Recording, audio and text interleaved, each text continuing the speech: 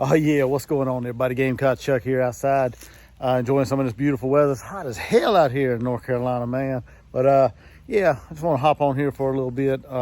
Everybody seems to want to put out a list. I know there ain't a whole lot going on. Everybody wants to, throw out their top quarterback, top team, top whatever. These preseason hype lists, trying to get everybody ready for the football season.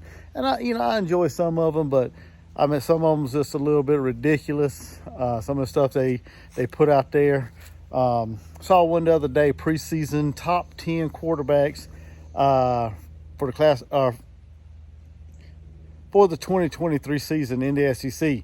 Looking at this list, some of them a little comical, if you ask me, to be honest with you. Some of them is probably appropriate right about, but some of them, I don't know where they come up with this list, but me personally, I think it should be rearranged, tweaked a little bit, whatever the case may be. But, they got KJ Jefferson listed as the top returning quarterback in their preseason top 10 list from 247. They got him listed as the number one returning quarterback for this season. I'm not buying that, and I'll tell you why. KJ is a very good dual threat quarterback. He lost some weapons around him from last year. So you basically got him and Rocket Sanders. I mean, don't get me wrong, KJ's a good quarterback, dual threat, can do things with his leg, hurt you with his legs, hurt you with his arm too, but I just don't see him being the top returning quarterbacks whenever you got so many other good, talented quarterbacks on this list. Second, they got Jaden Daniels. Jaden Daniels, he's probably about right in my opinion. I think he's right where he belongs. He's a very good quarterback at LSU. He's got a lot of returning weapons coming back this year. So I'd say he's probably right about where he needs to be on this list. The third one coming in at number 3 is Devon Leary. Now, this is one that really gets under my skin because, what SEC experience does he have? Yeah, he was a hell of a quarterback at NC State when he stayed healthy. At the 4 years at NC State, he passed for over 6,800 yards, 62 touchdowns, and 16 interceptions, completing about 60% of his passes. But last year he was hurt for most of the season, so he didn't finish playing. But getting back to the point, he doesn't have any SEC experience. My knock on Devon Leary is his health. He suffered a torn pectoral muscle, and I've been harping on this every video I've talked about Kentucky. Is he 100% healthy? Can he take the rigors of the SEC for 12 games? Is he going to be able to produce at the level that he did at NC State? I don't know. We can't tell. But I think he's too high on this list, in my opinion. Next, we got Overthrow Joe, what everybody likes to call him. This man hasn't. He's been benched everywhere he's been. He got benched at Michigan, got benched last year at Tennessee. Hendon Hooker took his place. This man, he's inconsistent with his throw. He did good against Clemson in the bowl game and, to finish the year out last year, but I'm not putting too much stock in Overthrow Joe right now. Is he going to be able to finish the season this year for Tennessee? That's the question.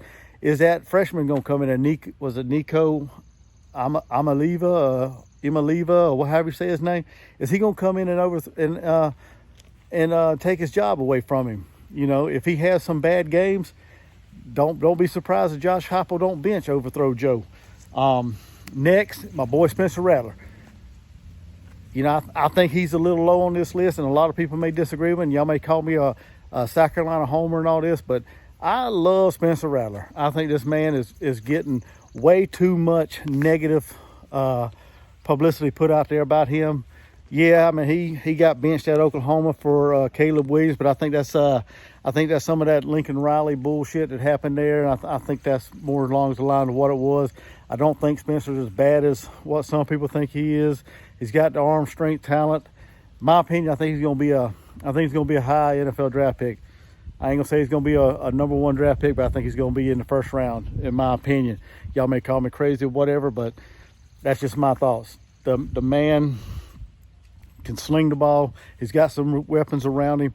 I think he's kind of low on this list. I would put him I would put him ahead of Overthrow Joe. I'd probably put him around fourth, maybe third. Definitely ahead of Devon Leary, because Devon Leary hasn't proved any SEC. He hasn't proven himself in the SEC yet. Now, this list could be more along the lines of what they got after the season's over. Depends on how everybody plays. But I think Spencer's getting. I think Spencer needs to be probably a notch or two higher than where he is on this list right now. Carson Beck coming in at number 6, Georgia quarterback. I mean, this young man has about 370 some total yards of passing. I mean, he really hasn't had a whole lot of starts at Georgia.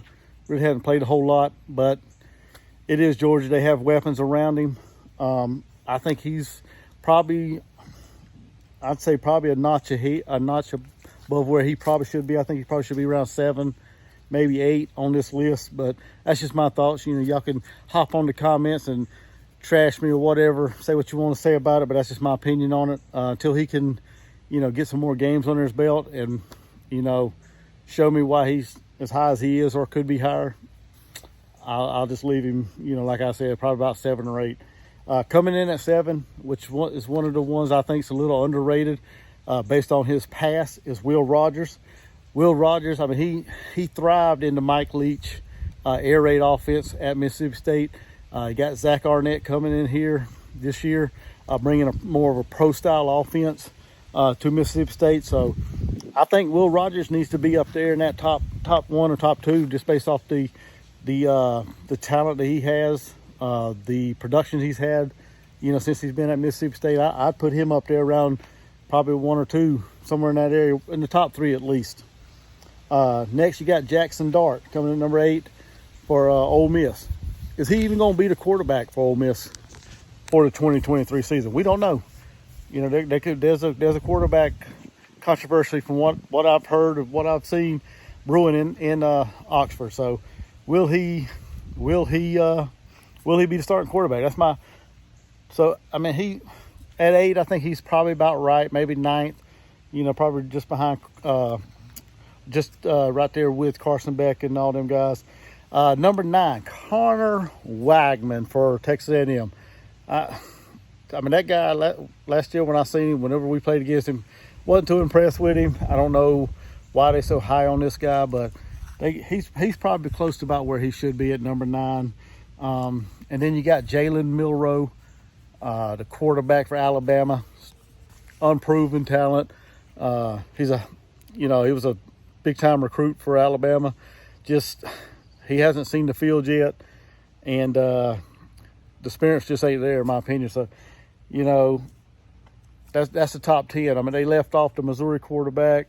I can't even think of that guy's name, to be honest with you. The Vandy quarterback, Florida. I mean, we don't even know what's going on down in Florida with their quarterback situation. Auburn quarterback. So, yeah. I mean, if you guys like this list, if you like this kind of content, do me a favor, hit that thumbs up. Subscribe to this channel for all your college football Gamecock content. Subscribe to this channel. Drop a comment. Like I said, get in the comment. Let me know what you guys think of this list. If you think it's spot on. If you think your quarterback needs to be higher, let me know. And just like I said, subscribe, like, share, and I'll see you guys around. Gamecock Chuck, I'm out. Let's go.